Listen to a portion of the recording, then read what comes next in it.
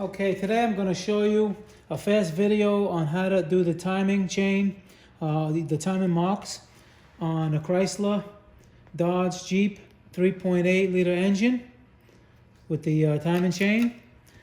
Okay, obviously it's out of the car, it's easy to see, so when you're in the car working, you want to see the timing marks. There's a couple of them, so I'll just explain it really fast to you guys. Top dead center, looking at the car from the front, the passenger side front is number 1.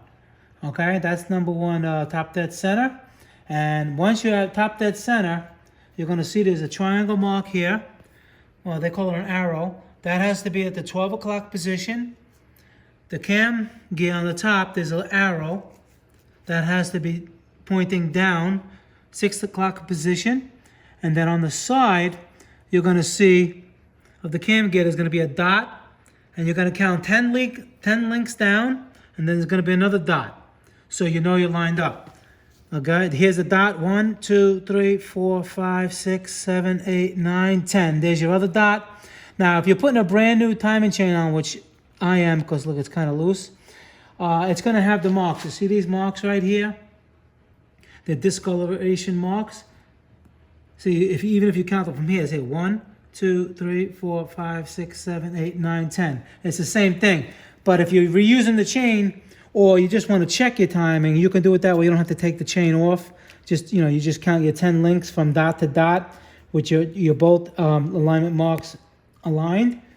But yeah, this one is going to be replaced. And if you have the new chain, then you just put the dark color link on the top over here, and the other link 10 down will be the other dark link that's over here, will be over here. So you have one up here and one up there.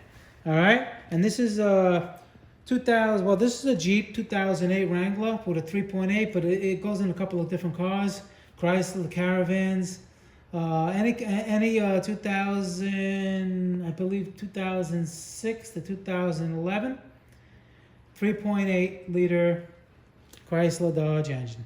All right, guys, this is Motorcar Nut 2020. See you in the next video, and please subscribe. If you have any questions, just let me know. Thank you.